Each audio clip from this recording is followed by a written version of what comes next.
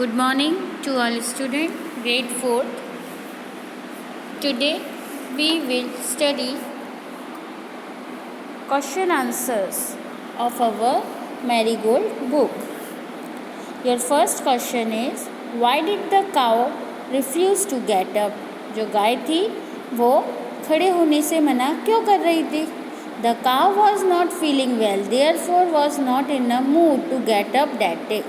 जो गाय थी उसकी तबीयत ठीक नहीं थी और उसका मूड भी नहीं हो रहा था, इसीलिए उसका मूड जो था वो ख़राब था और वो उस दिन उठने से मना कर रही थी. Name those try to make the cow move. उनके नाम बताइए जिन्होंने कोशिश की थी उस गाय को उठाने की. The milkman, policeman, grocer, wrestler and ice cream man try to make the cow move. जो दूध वाला था, पुलिस वाला था और सब्जी वाला था और यहाँ तक कि पहलवान ने और आइसक्रीम बेचने वाले ने, सभी ने कोशिश की थी उस गाय को वहाँ से हटाने की, लेकिन वह नहीं हटा पाए. Who finally made the cow get up and how? अंत में किसने गाय को उठाया और कैसे? The little boy offered green grass to the cow. जो एक छोटा सा बच्चा था, लड़का था, उसने गाय को हरी हरी घास दिखाई. She chewed it. और जो गाय थी उसने उस हरी हरी घास को चबाना शुरू किया. The clever boy began to move to the side of the road with grass in his hand. जो चालाक लड़का था उसने क्या किया, धीरे धीरे घास को, जो पकड़े हुए घास था उसको लेते हुए रोड के किनारे की तरफ चलता गया अपने हाथ में लेके.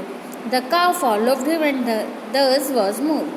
और इस तरीके से गाय उसका पीछा करती रही और वह वहाँ से हट गई.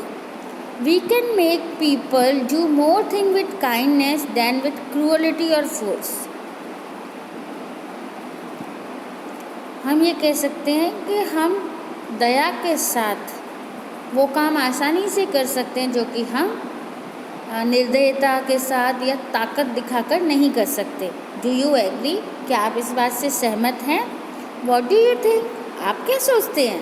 Tell the class about a time when you were kind to an animal. अब आपको बताना है कि आपने ऐसा कभी किया है क्या? I agree with the statement. हाँ, मैं सहमत हूँ इस सेंटेंस से. We can make people do more thing with kindness. हम लोगों के साथ दया दिखाकर ज़्यादा काम कर सकते हैं. देन विद क्रूअलिटी और फोर्स. किसी पर निर्दयता और ताकत दिखाने की बजाय. I think it is the best way to get any work done. और मेरे विचार से ये सबसे अच्छा तरीका है जिससे हम किसी से काम करवा सकते हैं. Do you do an action always in the same way. क्या आप हमेशा एक ही तरीके से काम करते हैं? How do you talk to visitors. यदि आपके यहाँ कोई अतिथि आएँ तो आप उनके साथ कैसे बात करेंगे? I talk humbly, politely and in a cultured manner when I talk to visitors. जब भी कोई हमारे आएगा हम उनसे नम्रता के साथ, धीमे से और संस्कार रहित शब्दों का प्रयोग करते हुए, व्यवहार का प्रयोग करते हुए उनसे बातचीत करेंगे. How do you talk to your friend in the playground. आप अपने दोस्तों के साथ प्लेग्राउंड में, मतलब खेलते समय, खेल के मैदान में कैसे बात करते हैं? I talk empathetically and playfully with my friend in the playground. हम अपने दोस्तों के साथ प्रभावयुक्त और खुशनुमा होकर बातचीत करते हैं मैदान के अंदर. How do you talk to your teacher in the class. आप अपनी टीचर के साथ कैसे बात करते हैं? I talk very respectfully to my teacher in the class. हम अपने टीचर के साथ आदरणीय व्यवहार के रूप में बातचीत करते हैं. How did Birbal find out about the Pandit mother tongue.